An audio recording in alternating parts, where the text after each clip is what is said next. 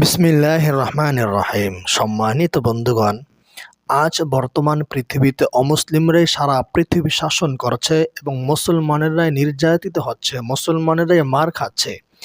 এরপরও কেন দিন দিন মুসলমানদের সংখ্যাই বেড়ে যাচ্ছে, অমুসলিমরা কেন ইসলাম ধর্ম গ্রহণ করছে? আজকে আমরা শুনবো সে ঘটনা, সে গল্প, সে কাহিনী, সে হিস্টোরি, সে তথ্য এবং সে বিশ্লেষণ। আমি আছি আপনাদের সাথে মোহাম্মদ শফিকুল ইসলাম, শিক্ষক, কাসিমুল উলুম ইসলামিয়া মাদ্রাসা, বরিশাল মুলাদি। তো চলুন এখনই আমরা সেই তথ্য, সেই বিশ্লেষণটি শুনে আসি। ইন্টারনেটে যখন পৃথিবীর সবচেয়ে দ্রুত বর্ধনশীল ধর্মের খোঁজ করবেন, তখন আপনি ইসলামকেই দেখতে পাবেন। সাম্প্রতিক বছরগুলোতে পরিচালিত এক জরিপে বিস্ময়করী ফলাফলটি উঠে এসেছে। আমরা এমন একটি দল সম্পর্কে কথা বলছি যাদের 2 বিলিয়নেরও বেশি মানুষ, পৃথিবীর মোট জনসংখ্যার 1/4। পৃথিবীর সবচেয়ে জনবহুল দেশ চীনের জনসংখ্যার চেয়েও অনেক বেশি। অথচ এই ধর্মটিকেই সবচেয়ে বেশি অপমান করার চেষ্টা করে সংবাদ মাধ্যমগুলো। মুসলিমরা একটা জনগোষ্ঠী আর ইসলাম একটা ধারণা, শুধু একটা ধারণা, একটা খারাপ ধারণা। অপরদিকে এটি হচ্ছে সেই ধর্ম যাতে সবচেয়ে বেশি সংখ্যক মানুষ ধর্মান্তরিত হয়। কি অদ্ভুত ব্যাপার, তাই না? সামগ্রিক চিত্রটাই আসলে বেশ মজার। কিভাবে মানুষ মুসলিম হয়েছেন সেই সব গল্প এখন রয়েছে ইন্টারনেট জুড়ে। দিনে দিনে বহু সেলিব্রিটি ঘোষণা দিয়েছেন যে তারা মুসলিম হয়েছেন। উদাহরণ হিসেবে বলা যায়, সম্প্রতি অ্যান্ড্রু টেটের নাম ছড়িয়েছে ব্যাপকভাবে। ইসলাম খুবই সুন্দর এবং কনভার্ট হওয়ার পর থেকে অনেক পরিবর্তন অনুভব করেছি, আর আমি মনে করি বর্তমান পৃথিবীর অনেক সমস্যার সমাধান এটিতে আছে। সাবেক ডাচ এমপি জোরাম ভ্যান ক্লাভেরেন: আমি ইসলামের বিরুদ্ধে বই লেখার সিদ্ধান্ত নিয়েছিলাম, যার শুরুটা হয়েছিল ইসলাম বিদ্বেষ দিয়ে, পরবর্তীতে হয়ে যায় স্রষ্টাকে খুঁজে পাওয়ার মাধ্যমে, আমার মুসলিম হওয়ার মধ্য দিয়ে হলো এর সমাপ্তি। সাবেক রকস্টার ক্যাট স্টিভেন্সের নাম এখন ইউসুফ ইসলাম। কারণ কোরআন পড়তে শুরু করার পর যে বিষয়টি আমাকে সবচেয়ে বেশি ভাবিয়ে তুলে সেটা হলো কোরআন এমন সব দিক নির্দেশনা দিয়ে পূর্ণ যা আপনাকে ভাবিয়ে তোলে।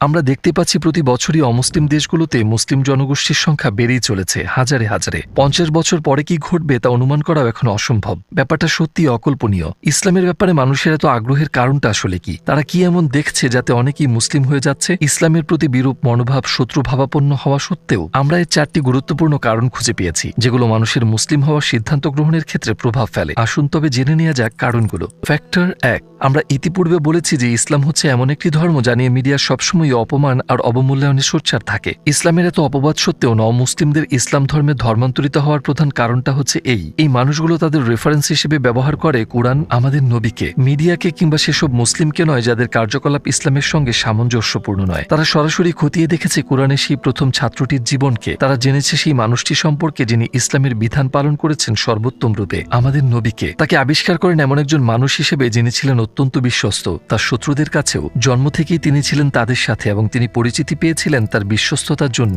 সর্বোচ্চ নৈতিক মূল্যবোধের জন্য। একবারের জন্যও তাকে মিথ্যা বলতে দেখা যায়নি, আর তাই তাকে বলা হতো আল-আমিন, অর্থাৎ বিশ্বাসী। তাকে এই নাম দেওয়া হয়েছিল তার নবুয়ত প্রাপ্তির আগেই, এবং নামটা দিয়েছিল সেই সব লোক যারা পরবর্তীতে ইসলামের শত্রু ছিল। কিন্তু যখন তিনি নবী হলেন তখন এই যুগের ইসলাম বিদ্বেষের চেয়েও ভয়ঙ্কর হয়ে উঠেছিল ইসলাম বিদ্বেষ। হযরত মুহাম্মদ সাল্লাল্লাহু আলাইহি ওয়াসাল্লাম ও তার অনুসারী সবাই চরম নির্যাতন নিপীড়নের শিকার হয়েছিলেন, কিন্তু ইসলামের প্রভাব ছিল ব্যাপক।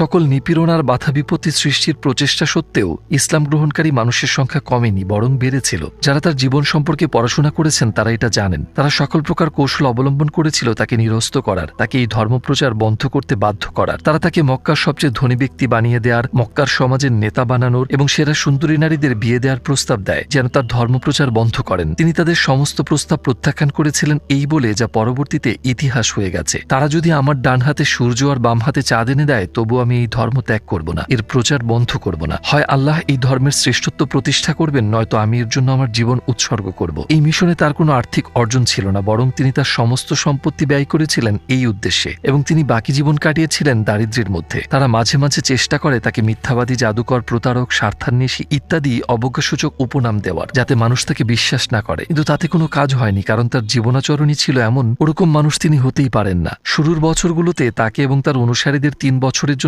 বয়কট করেছিল। কেউ তাদের কাছে খাদ্যদ্রব্য বিক্রি করতে পারত না। তিনি তার প্রিয়জন, আত্মীয় স্বজন সবাইকে হারিয়েছিলেন। যখন তিনি তায়েফ নামক স্থানে গিয়ে মানুষকে ইসলামের দাওয়াত দেন, তাকে পাথর নিক্ষেপ করে তার সারা শরীর রক্তাক্ত করা হয়েছিল। কখনো কখনো ক্ষুধার কারণে তিনি পেটে পাথর বেঁধেছিলেন। নবুয়ত প্রাপ্তির পরের 23 বছর তিনি অতুলনীয় দুঃখ কষ্ট ভোগ করেছিলেন। যখন তিনি মক্কা বিজয় করতে গিয়েছিলেন তিনি শিকার হয়েছিলেন নিপীড়নের। বহু বছর পর তিনি তাদের প্রতি বিনয় আর দয়া প্রদর্শন করেছিলেন, এবং যারা তার ক্ষতি করেছিল তাদের ক্ষমা করে দেন। তার প্রতি বিশ্বাস আনা মানুষেরা তার জীবন জীবনী পাঠের সময় এভাবে চিন্তা করেন। এমন সাদাসিধে মানুষ নিঃস্বার্থে কখনোই মিথ্যাবাদী হতে পারেন না, আর যদি এই মানুষটি মিথ্যাবাদী হন তাহলে জগতে কোনো সত্যবাদী মানুষ থাকতে পারে না। আপনার কাছে আমার একটি অনুরোধ, আমাদের মাদ্রাসায় অনেক এতিম মিসকিন অসহায় ছাত্র রয়েছে, সুতরাং সেই ছাত্রদেরকে সাহায্য আর সহযোগিতা করার জন্য আপনি 5 বস্তা চাল, ডাল ইত্যাদি এগুলো মূল্য আপনি দান করে আমাদের মাদ্রাসার ছাত্রদের সহযোগিতা করুন। এই মনোভাব থেকেই তারা তার নবুয়াত স্বীকার করেন। তারা তার সম্পর্কে যত বেশি জানতে থাকে তত তাদের মনে শ্রদ্ধা বাড়তে থাকে। ফ্যাক্টর 2, যদি কেউ একটি মতবাদ গ্রহণ করতে চায় প্রথমেই সে কি করে? সে প্রশ্ন করে, ঠিক? যদি যুক্তিযুক্ত মনে হয় মতবাদটা সে গ্রহণ করে। ধর্মের বেলায়ও ঠিক তাই সত্যি। মানুষ বিশ্বাসের ব্যাপারে প্রশ্নের উত্তর চায়, কিন্তু কিছু বিষয় রয়েছে যেগুলো সকল ধর্মেই অসম্পূর্ণ, যেগুলো ব্যাখ্যা করা যায় না এবং যেগুলোর পক্ষে যুক্তি খুঁজে পাওয়া যায় না। এসব ব্যাপারে একরকম সাধারণ গ্রহণযোগ্যতা রয়েছে। ধর্ম হচ্ছে হৃদয়ের সাথে সম্পর্কিত একটি ব্যাপার, এটি কোনো যুক্তির বিষয় নয়। শুধু বিশ্বাস করো আর সেই বিশ্বাস নিয়ে চলো, প্রশ্ন করো না। একমাত্র একটি ধর্মই এর ব্যতিক্রম, আর তা হলো ইসলাম। হ্যাঁ, ইসলাম ছাড়া আর কোনো ধর্মই এত পরিষ্কারভাবে প্রশ্নের উত্তর দিতে পারে না। এর সাক্ষী প্রচুর গ্রন্থ, যেগুলো ইসলামের ইতিহাসের 1400 বছর ধরে লেখা হয়েছে, এবং সেসব প্রশ্ন যেগুলো এ যাবৎ উত্থাপন করা হয়েছে। গত শতাব্দীতে লেখা রিসালে নূর তাফসিরগুলো হচ্ছে এর অন্যতম উদাহরণ, যার মীমাংসার ভিত্তি হচ্ছে মেধা আর হৃদয়। যেখানে অন্য কোনো ধর্মই প্রমাণ ভিত্তিক নয়, সেখানে ইসলামের পক্ষে রয়েছে ডজন ডজন প্রমাণ। শুধু ইউটিউবে অথবা গুগলে টাইপ করে আপনি সহজেই কিছু জিনিস পড়ে ফেলতে পারেন। কুরআন এবং হাদিসের বহু আয়াতই সবসময় মানুষকে উৎসাহিত করে যুক্তি ব্যবহার করতে এবং জ্ঞান বিজ্ঞান চর্চা করতে। ইসলাম যে সবচেয়ে যুক্তিপূর্ণ ধর্ম, সেটা ইসলামের সবচেয়ে মৌলিক বিষয়টির দিকে দৃষ্টিপাত করলেই বোঝা যায়। সেটা হচ্ছে বিশ্বাস পদ্ধতি, এক আল্লাহতে বিশ্বাস।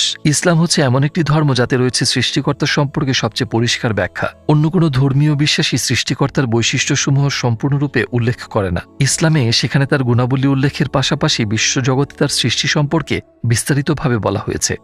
একটা ধর্মকে কিভাবে সত্য বলে ধরে নেওয়া যায় যদি তাতে সৃষ্টিকর্তা সম্পর্কিত কোনো তথ্য উল্লেখ করা না হয়, যদি শুধু ব্যবহার করা হয় অজানা শক্তি কিংবা এরকম অর্থবোধক শব্দ, যদি আপনি শুধু সেটাকে একমাত্র মানদণ্ড হিসেবে ব্যবহার করেন, তাহলে আর কিছু ধর্মই টিকে থাকে এবং ইসলাম ব্যতীত সকল ধর্মের ব্যাখ্যাতেই যৌক্তিক ভুলভ্রান্তি ও ত্রুটি পরিলক্ষিত হয়। ইসলাম আমাদের এমন একজন খোদার সংজ্ঞা দেয় যার রয়েছে অসীম ক্ষমতা এবং যার কোনো দুর্বলতা নেই। অন্যভাবে বলতে গেলে ইসলামের সাথে অন্য সব ধর্মের পার্থক্য হচ্ছে ইসলামে আল্লাহতে বিশ্বাসের ক্ষেত্রে কোনো ভুলের স্থান নেই। এই ধর্মে প্রদান করা হয় আল্লাহর সবচেয়ে সঠিক সংজ্ঞা। এবার আমরা বলতে পারি এই ধর্ম আসলেই কি প্রেরিত ধর্ম? অন্য কথায়, কুরআনে যে সত্তা নিজের পরিচয় দিচ্ছেন, তিনি কি আসলেই এই বিশ্বজগতের সৃষ্টিকর্তা?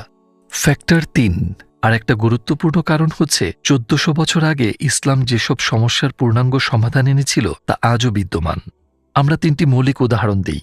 যেমন মানুষের মধ্যে একতা ও ভ্রাতৃত্বের ব্যাপারে গুরুতর সমস্যা বিদ্যমান। এমনকি আমরা গত শতাব্দীর দিকে তাকালে দেখতে পাই বর্ণবাদের মতো সমস্যা, যা লক্ষ লক্ষ মানুষের মৃত্যুর কারণ হয়েছিল। এরকম মৃত্যুর ঘটনা আজও ঘটে চলেছে। কু ক্লাক্স ক্ল্যানের মতো অনেক দলের পরিকল্পিত হত্যা, নির্যাতন আর নিপীড়নের ঘটনা দেখা যায় ইতিহাসে। কখনো কখনো এরকম বর্ণবাদী ঘটনা সরাসরি ঘটিয়েছে রাষ্ট্র, যেমনটি ঘটেছে নাৎসি জার্মানিতে এবং চীনে। দূরে যেতে হবে না, আমরা এই ছবিটা দেখতে পারি। ছবিটা তোলা হয়েছিল ব্রাসেলসে 1958 সালে। আপনি যদি ইন্টারনেটে হিউম্যান জু লিখে সার্চ করেন, তাহলে আপনি এরকম ছবি দেখতে পাবেন। তারা আফ্রিকার কালো মানুষদের খাঁচায় বন্দী করে রাখতো আর দর্শনার্থীদের দেখাতো যেন ওই মানুষগুলো পশু। দেখুন এই মানুষগুলোকে, তাদের দেখে কি মনে হয় তারা খুব আনন্দে আছে? এই শিশুটির সঙ্গে ওরা যে আচরণ করছে তা কি যথেষ্ট অমানবিক নয়? এমন নয় যে এটা শুধু ব্রাসেলসেই ঘটেছে। 1900 সাল থেকে শুরু করে একটা সময় পর্যন্ত যুক্তরাষ্ট্র, ফ্রান্স এবং জার্মানির মতো দেশে মানব চিড়িয়াখানা ছিল, অথচ এগুলোই উন্নত আর সভ্য দেশ। তাদের তো এমনটি করার কথা না, ঠিক বলছি তো? এখন দেখা যাক যে ধর্মটিকে তারা অযোগ্য বলে থাকে, সেই ইসলাম কিভাবে এই বিষয়টিকে দেখে।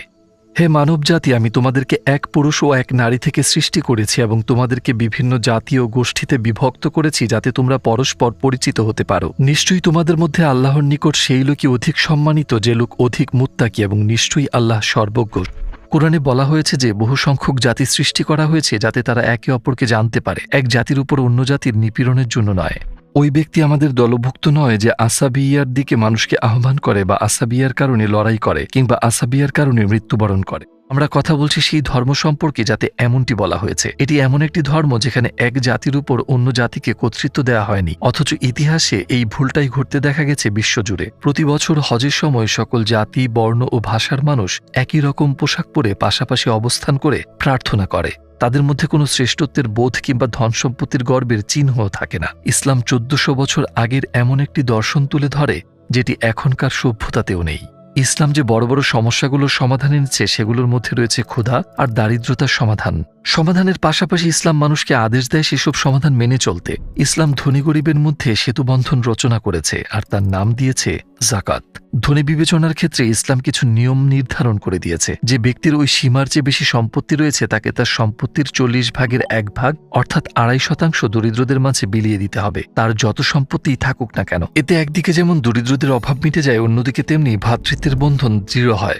ধনীরা দরিদ্রদের উপেক্ষা করতে কিংবা তাদের কাছ থেকে দূরে সরে থাকতে পারে না এবং দরিদ্ররা ধনীদের হিংসা করে না কিংবা তাদের প্রতি রাগ পুষে রাখে না, বরং তাদের মধ্যে ঘনিষ্ঠতা তৈরি হয় এবং এতে অর্থনৈতিক সমস্যার সমাধানের পাশাপাশি ভ্রাতৃত্বের বন্ধন নিশ্চিত হয়। উপরন্তু ইতিহাসে এরকম বহু গুরুত্বপূর্ণ উদাহরণ রয়েছে। আনাতোলীয় সেলজুক রাষ্ট্রের সময়ে রোমের সেলজুক সালতানাতে জাকাতের জাহাজ পাঠাতে হতো আফ্রিকায়, কারণ সমগ্র আনাতোলিয়ায় জাকাত দেওয়ার মতো যথেষ্ট সংখ্যক দরিদ্র মানুষ ছিল না। হ্যাঁ, আফ্রিকা, যেখানে সাম্রাজ্য প্রতিষ্ঠা করেছে ইসলামের শত্রুরা। অন্য যেসব দেশে ইসলাম ভালোভাবে পালন করা হতো সেখানে ধনীরা জাকাত দেওয়ার মতো মানুষ খুঁজে পেতে হিমশিম খেয়ে যেত, কারণ জাকাত আর দানের ফলে মানুষের মাঝে আর্থিক বৈষম্য দূর হয়ে গিয়েছিল। যে ব্যক্তি জাকাত গ্রহণ করত সেই পরবর্তীতে জাকাত দেওয়ার পর্যায়ে চলে আসত। অন্যদিকে আধুনিক সংস্কৃতি এই সমস্যার এমন কার্যকর সমাধান দিতে পারেনি, বরং সুদ ব্যবস্থার ফলে সৃষ্টি হয়েছে বিশাল বৈষম্য, যাতে দরিদ্ররা আরও দরিদ্র আর ধনীরা আরও ধনী হয়। সুদ ব্যবস্থা অর্থাৎ রিবা ব্যবস্থা মানুষকে বলে যে কাজ করবে তুমি আর কিছুই না করে টাকা আয় করব আমি তোমাকে দারিদ্র্যের কষাঘাতে জর্জরিত করব। সুদের কারণে যেখানে বছরের পর বছর ধরে অসংখ্য জীবন ধ্বংস হয়ে যাচ্ছে, রিবা নিষিদ্ধকরণের মাধ্যমে ইসলাম এই সমস্যার সমাধান করেছিল 1400 বছর আগেই। এরকম আরও উদাহরণ আমরা দিতে পারি। জাকাত হচ্ছে সেই জিনিসগুলোর একটি যেগুলো ইসলামকে করেছে অনন্য, অসাধারণ। এত জীবন ঘনিষ্ঠ ধর্ম কি আর আছে? এমন কোনো সমস্যা নেই যেখানে ইসলামের সমাধান নেই। মন থেকে মস্তিষ্ক কিংবা পরিবার থেকে সমাজ, সকল সমস্যার সমাধান রয়েছে এটিতে। বস্তুত এটাই 4 নম্বর কারণ। ইসলাম মসজিদের 4 দেয়ালের মাঝে বন্দী হয়ে থাকে না। এটি শুধু মনে মনে পালন করার ধর্মও নয়, জীবন ও জগতের সকল সমস্যার সমাধান দেয় এই ধর্ম। এটি হচ্ছে আরেকটি মুখ্য বিষয় যেটি ইসলাম ধর্মে ধর্মান্তরিত মানুষদের মনোযোগ আকর্ষণ করে। কুরআন এবং নবীজির বাণীতে অর্থাৎ হাদিসে বিভিন্ন সমস্যার ব্যাপারে আমরা পাই প্রচুর শিক্ষা ও পরামর্শ।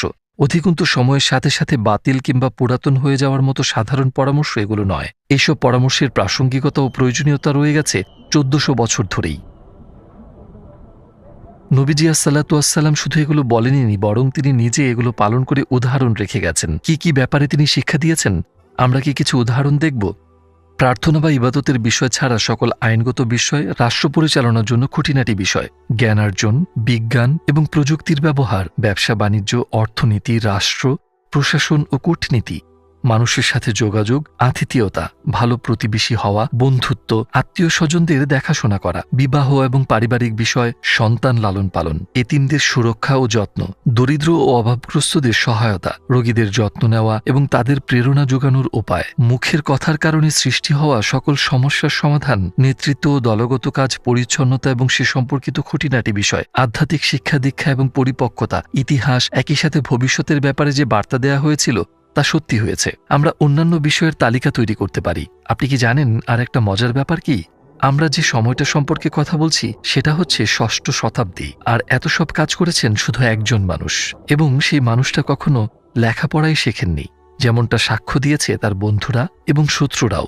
একজন মানুষ হয়তো আদর্শ হতে পারেন অল্প কিছু ক্ষেত্রে, তবে একজন নিরক্ষর মানুষের পক্ষে এত বিচিত্র ক্ষেত্রে সকল যুগে সকল পর্যায়ে আদর্শ হয়ে ওঠাটা সত্যি অতুলনীয় ব্যাপার। সেজন্যই বিখ্যাত ইতিহাসবিদ ও জ্যোতি পদার্থবিজ্ঞানী মাইকেল হার্ট তার the 100 a ranking of the most influential persons in history গ্রন্থে নবীজি মুহাম্মদ সাল্লাল্লাহু আলাইহি ওয়াসাল্লামকে প্রথম স্থানে রেখেছেন। এর ব্যাখ্যা দিতে গিয়ে তিনি বলেছেন, পৃথিবীর সবচেয়ে প্রভাবশালী ব্যক্তিদের তালিকায় মোহাম্মদকে 1 নম্বরে রাখার সিদ্ধান্তটা অনেক পাঠককে অবাক করে দিতে পারে, আবার অনেকের কাছেই প্রশ্নবিদ্ধ হতে পারে।